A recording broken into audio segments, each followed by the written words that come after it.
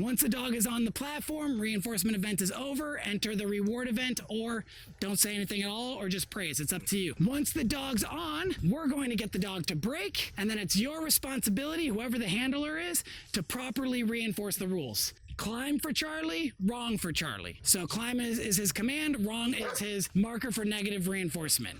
So whenever you're ready, place him on the climb. And what is he doing? What is Charlie doing right now? Offering up behaviors, of course. He's trying to get rewards. I didn't feed him breakfast, and he loves food. So whenever you're ready, Tim, get him Charlie, on the climb. Climb. Good separation. Wrong. Yes. Now we want to start building distance. So what I want you to do is I want you to drop the leash, then mark and reward. Yes. Wrong? Wrong. Now don't reward him. So if the dog breaks, after you say yes, you reinforce with the wrong and you don't give the dog food. Why? Because you're rewarding the break. Well, no, because you're rewarding him going back, right? Because if we use wrong, what are we teaching the dog? To go back. So when we say wrong to Charlie, it's not punishing him for breaking. It's telling him to go back when we say wrong, which is no different than saying climb and making him go back. And we reinforce when we give the command. So technically, if you give him a reward, you're rewarding him for going back when you say wrong. But why would we not want to do it immediately after the dog breaks? Because the dog will offer up the break, so you can give the command wrong to him, right? Even though it's a marker to go back. So if we say yes, and we're going to reward the dog, you can give him a treat because I gave him a ghost cookie. And he breaks wrong, then we put him back. So we know he wants to break to get the treat. So just like what we did earlier with the puppy, you're gonna say yes, and then you're gonna slowly walk to him. And if he breaks the position, wrong, treat goes away, he goes back on the platform, reset, do it again. Yes. And that's fine, as long as he stays on. Good, nice. Another thing I like to do with dogs when they start getting more advanced, Charlie's not advanced, but when they do, I'll hold the leash and I'll pretend like I'm running away with the leash. Watch, he'll probably break. Wrong. Good boy. Wrong. Good. Wrong. Good. Very good. Nice job. So you see, it didn't happen right away. We just had to show him. You saw progress, but with each and every repetition, you saw a little bit better. It was very fast, too. When your timing is correct, your delivery is correct, your praise is correct, the dogs do learn very, very fast. So I'm going to step over here. So I also want you to do here, let me get some treats. I'm just going to demonstrate real quick. Now, with a brand new dog, this is pretty much going to be the process. Once I get him on, if the dog's breaking a bunch, then I'm going to hold the leash because I know I have to keep putting him back on. But once you can walk around and your dog is staying on the platform, and again, we teach them this by using our continuation marker. We go, yes, we come and reward, and if he breaks, we don't give him the treat. Yes. Now, another thing you want to make sure you do, so change lanes. Do we signal while we're changing, or are we supposed to signal before we start to change? Same thing with this. So as you're walking, it's not this. Yes. Wrong. It's not that. It's this. You're walking. Yes. Then turn to reward. Make sense? Same thing when I first drop the leash, wrong, and I don't want the dog to break the position, I'll drop it, yes, to let them know, good job, you're staying there, oops, I dropped it, buddy. You're hanging out in the position that I want, that's what I want to see, even though one paw stepped off. Then we want to start showing the dog different pictures. So what's a common behavior that we do as humans that usually gets a dog to break a position? What's an easy thing I could do right now that would probably get him to break without saying anything at all? Praise with high pitch. Moving is one. Praising like, hey, puppy, good dog. Without saying anything. Squatting. So if I do this, wrong. They're almost always going to break in the beginning. And then if I squat and he stays there, yes. This is all about that clear communication. You saw how quickly he went back after I said wrong as well. Now let's see. Now I'm going to increase the speed because sometimes increasing the speed will get him to break. Wrong. Very good. Yes. Excellent job, my little man. Who's excited for food? Then we show the different pictures. And then we also, does anyone have a toy? So at first, wrong. And Charlie's great because he knows the markers and stuff, but he hasn't received very much training. Yes. So first we make it easy. Then we increase the difficulty. Yes. And he likes food more than anything on this planet, but he also loves toys. Now, if I am doing something like this, and I'm making the dog stay, and he's doing well, what could I do? I could give him the treat, but eventually I can also go, get it, and send him to the toy. Very nice. All right, Charlie, out. We don't want you chewing up the puppy's toy. Charlie, come here, buddy. Let's act like we know something. Out. So using toys to start working with your dog's stay as well, and that's part of what control? Impulse. That's part of the impulse control. And then when we're marking, so when we first start teaching our dog different behaviors, what do we expect from them? We expect them to move a lot. Our commands often mean do something. We say sit, we want him to sit. We say down, we want him to lay down. We say come. So most commands require action on the dog's part. Then when we start teaching stay, we're like, don't do anything. And the dog's sitting there like, I think you want me to come to you, right? So that's why the moment we put him on, we're like, yes, we're marking, build more distance, yes. With like a brand new puppy, so we're like, hey, room service, yes. I'm gonna keep paying you as long as you maintain that position. Also, by the way, he doesn't know get it, get it, get it, get it, get it, get it, get it. What are you doing, dude? Get it, right?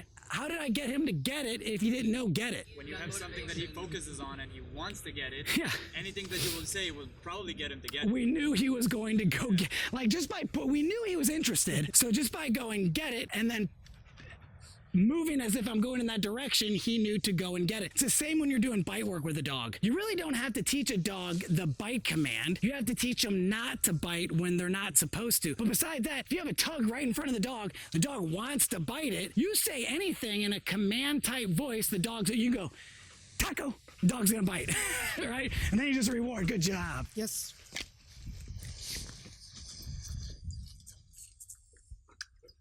Yes.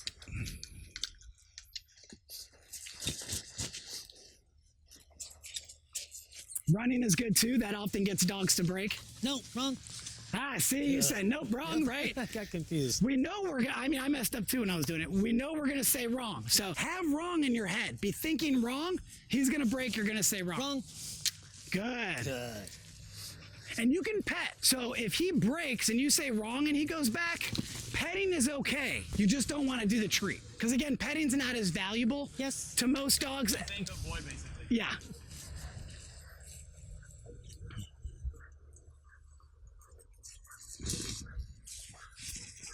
Yes.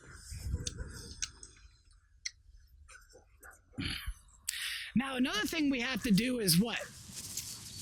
Actually, I didn't give you guys enough with that question. We also have to, you're like, I don't know what else we have to do. We have to be able to put the dog in a stay and walk away. So we have to be able to put the dog in a stay and walk without looking, especially if the dog's looking at us. How can we do that without the dog breaking the position and us turning around and being like, oh, shoot. A helper. A helper, yeah. So, for example, if I was Tim's helper, I could stand right here. Tim goes walking away, and I say wrong. So the moment Charlie breaks, I go wrong. Tim knows to turn around and reinforce. Wrong. Wrong. And so what we're seeing with him jumping back into position, that's what you want to see with your dogs. When you say wrong, they should respond as if you just gave them a command. Wrong. Get it. So you said get it, Yeah, but you yeah. didn't provide guidance. Right. So you would have wanted to done something like this. Get it. Present. So you've seen The Price is Right? Brand new car. That's what we're doing. Is it like what you were teaching us yesterday? Like the Out. food? Yeah, kind of. They start to follow that. So what you was talking about when we were doing the send out, you can start pointing to things. All right, out. Out. I don't want him chewing up his toy, his puppy's Fine. toy. Climb. Wrong. We're just doing the climb and take him to it. All right, so very good, nicely done. All right, so now you're gonna have him climb. Climb. Yes.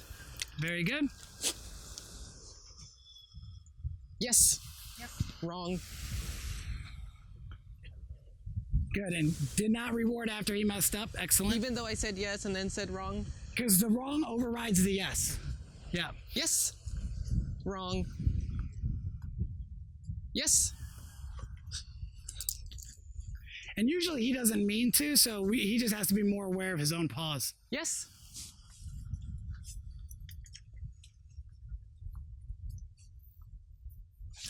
Wrong. Good. She tricked you, Charlie.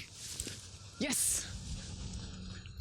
And this is like these little simple exercises. This is all part of that impulse control. We start with very easy exercises that develop the impulse control. But of course, as they get better, we make it more and more difficult. Like what's a very difficult motivating factor to add in an environment when you're doing a stay with a dog? Yes. Have another dog. Yeah. come in. Another dog, yeah. Wrong. Anytime we're training a dog, we are competing with every single motivational factor in the environment, whether it's good or bad. Anything that is motivating to the dog, whether they're trying to get access to it or they're trying to avoid it, affects their behavior. And we always have to have the best motivating factor to maintain the obedience and precision that we want. Yes. And that's why we do different exercises like this. I feel like that's what most owners get the problem with. That they're in the house, it's like the dream dog, and then as soon as they Wrong. and they get mad at the dog, like Yes. it's the dog's fault. Or Wrong. wrong. That was good, and he stopped right before he grabbed it. Repeat that. Wrong. Yes. Oh, No need. I said Come and do it. yes. And if that happens on It's hard saying accident, wrong just and then- pay them. Okay, okay. Like if you take them back after they break, you say wrong, you take them back, and you say yes, and So- you know you said it too early, just pay them. So keep it charged. Yeah, it's fine. Yeah, I mean, just doing that Yes. once is not a big deal. You're gonna make small mistakes. It's not a big deal. Wrong. Wrong. Oh, it's gotta be instant, huh? The moment he steps off. Wrong. Yes.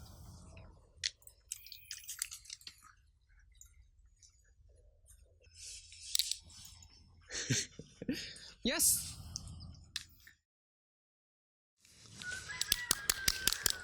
Yes. Excellent. I like how you did that. So you presented the distraction, he stayed, you marked and rewarded. Did you guys notice what I did when I gave him the secondary terminal marker to get the toy? There was one detail that I did. I gave him the terminal marker when I was right here. Do you guys remember? I said it and then I sent him. Why would I do that? Said he didn't actually know the actual command, the verbal command, so you kind of... That is why I did the physical cue, but why did I give the terminal marker when I was standing right here? Because you can correct it immediately. No. You want to reinforce the send away from you? No. The reason why I like all these answers though, this is why I ask a lot of questions because I love getting people to think. The reason why I do, and this is what I recommend in the beginning, when you're first teaching your dog a stay, never release your dog for at least the first 2 weeks, 3 weeks, maybe even a month from a distance. Always release them when you're close enough to touch them. If you can't touch your pup, don't free him up. Why? Because maybe he won't go, and then you're just saying a command without like having him do whatever, and then he will lose value from this command. Not that he'll lose value, but if let's say I always release him from a distance, I put him in the stay, I release him 10 feet away. I put him in the stay, I release him 10 feet away. I put him in a stay, I release him 10 feet away. What happens when I get 10 feet away? He might anticipate He you. releases himself. If he learns from the beginning, the only way he's released is when I'm right here, the likelihood of them self-releasing is way lower than it would be. So I just wanted to mention that. I thought about it, didn't want to forget Makes it. sense, yeah. But you're doing great. We got to get to the next person. Anybody else want to do Charlie? Yes! Good dog. He's paying attention to you. Like right now, we're treating him as a new dog and we're using the marker that predicts negative reinforcement. So the whole time you're walking around, 2 words you should be thinking of, and what are they? Wrong and... Yes, wrong and yes. So you're walking, you're thinking, if he breaks, I'm saying wrong. If he breaks, I'm saying wrong. Yes. Got it. And then I'm going back. If he breaks, I'm saying wrong. There's your ghost cookie. I Good job. panicked. I know you did. Yes! Wrong. Wrong? Good. So See, now you don't give it to him. Okay. Wrong can override a yes. It's like you're getting ready to pay this general contractor for Yes. building you a house, and then the house collapses. Well, he's not getting the money now.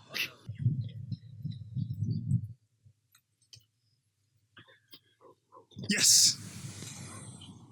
See, he kept his paws on that time. Yes! Wrong. Gotta make sure that paw's back on. Hey.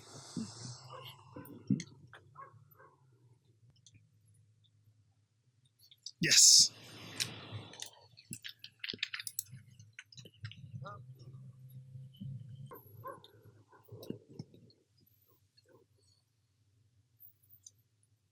Wrong. Good. And when he goes back, you Yes. can tell him good. Good dog. Try squatting down. Wrong. Wrong. He tried Wrong. catching that one in the air. Wrong. That was a little too much of a teaser. Try squatting down. Woo! So Yes. right there too. Wrong. Wrong. When you squat it down, that could be a good time to mark. And the reason why, if you squat down and he stays, you're telling him, yes, that's the behavior I like. Okay. Right? Let's try that again. When you're teaching it, of course. When your dog already knows, you squat, do jumping jacks, it doesn't matter. But anytime you introduce Yes. a different picture and your dog does it correctly, reward that. The last one for the send out if he makes it. Yes. Good. Get it. Very nice. All right, now he expects boy. you to play. Oh, All right, who's next? okay, boy. And you're using your puppy or you want to use Yes. Charlie? I want to try my Okay, cool. When he's on the platform, when he breaks and she says wrong, what are you gonna have to do? Since he doesn't know leash pressure, Yeah. would I just go like sit and reward him? So if he steps off and I was training, I would go wrong. I would grab the leash, apply a little bit of pressure, lure him, turn off the pressure, reward. Okay. So in this situation, we are going to have to reward each time because not only are you teaching the stay, you're teaching leash pressure. So apply here. You want me to show you? Yes. Let me get a treat. All right. So I would take the leash, apply pressure. Then I'm going to lure him. Come on, buddy. And then turn off the pressure. Give him the reward. Let me get another treat. Now I have the leash nice and loose. Once he breaks, which he's going to, if he stays, yes, I'll reward that. Let me get some more. While I'm watching him, keeping the leash loose. Yes, he's doing great. Reward again. And since he's so young, we have to stay right next to him. And I'm showing you this just because it's different than Yes. wrong. Charlie. Now I apply the pressure and I assist with the food lure. Turn off the pressure, reward. And because we are teaching him pressure at the same time we're doing the stay, then we're rewarding. So he's not doing anything wrong right now. Yes, we're just showing him what to do when he makes a mistake. Yes, and if he does it nicely, we're gonna mark and reward. So just like that. And then when he breaks, the moment he steps off wrong, apply pressure, lure, release, reward. Well, at this point, I wouldn't even be trying to walk away from him, right? Yeah, you're not walking away. Yeah, you're staying right next to him. And you're giving him lots of wrong. So Wrong. apply the pressure. Now do the lure. Light pressure too. So the pressure, when you're teaching it, should not be enough to actually move the dog. It should only be enough that he feels it, right? And then it only turns on after you say wrong. So because he's staying, I'm saying yes, right? Yeah, you can reward it. You can start walking around the platform as well. So if you apply pressure, you have to make sure he goes on. So right here, I would apply the pressure, then I would take the food, I would guide, turn out the pressure, reward. And so here, let me get a couple more. And this is a little more challenging than wrong. So there's the pressure, not enough to pull, just enough that he can feel. Okay. Now I guide him over, turn off the pressure, reward. Very good. Wrong. Apply the pressure, guide with the food. Yes, reward. Keeping it loose, wrong. So that's going to be the hard part, is keeping it loose before he makes a mistake. Bringing him back, not enough to physically pull, just enough that he can feel it. Yes. Keeping it loose when he's on. See how loose it is? And if he maintains it, I can start walking around, but he's not really even paying attention. Yes. If he pays attention to me, I'm going to mark and reward. When he looks at you, right? Not just... Well, you can as long as he's staying on. So yes, can reward that as well. Wrong.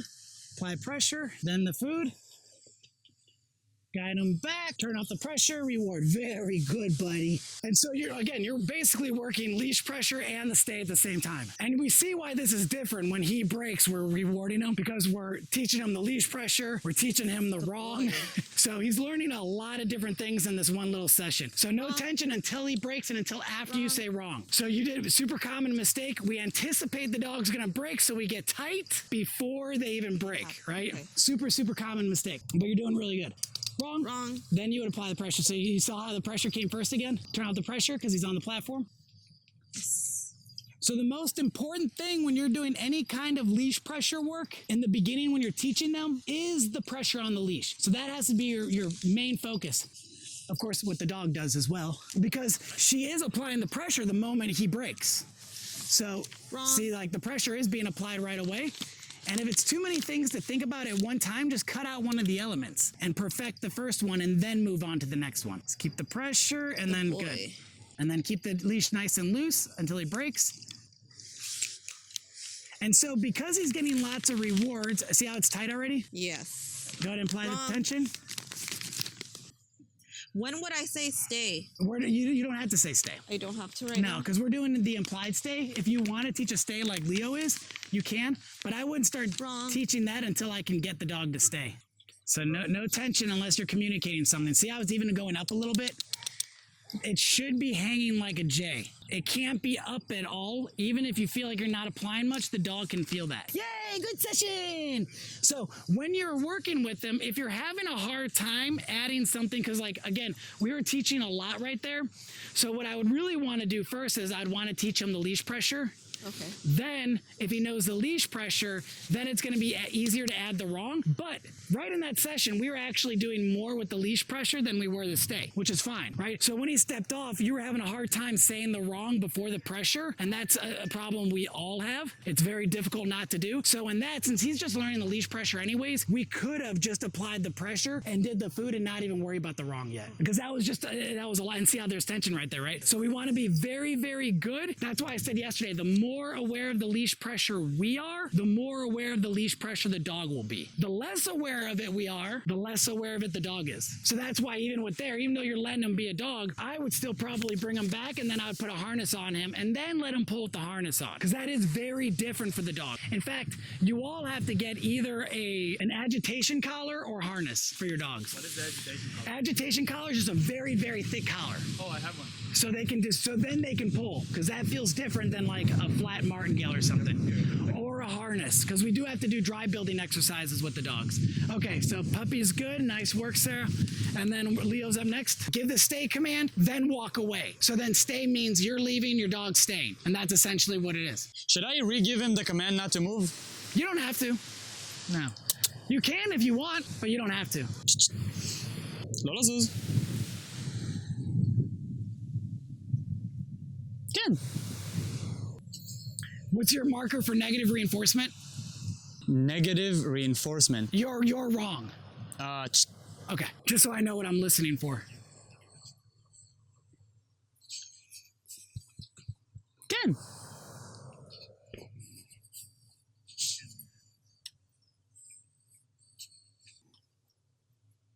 Good.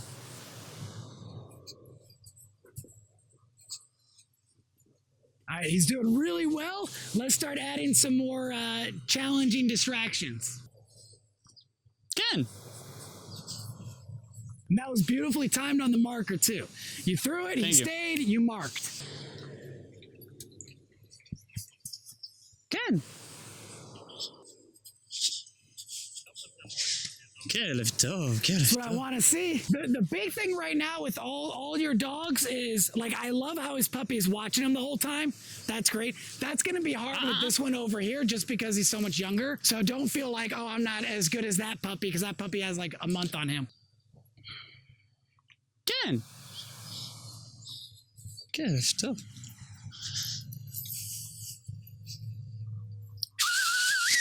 All right, are you ready for a more difficult distraction? Yeah, sure. James, if you don't mind, walk by with your puppy.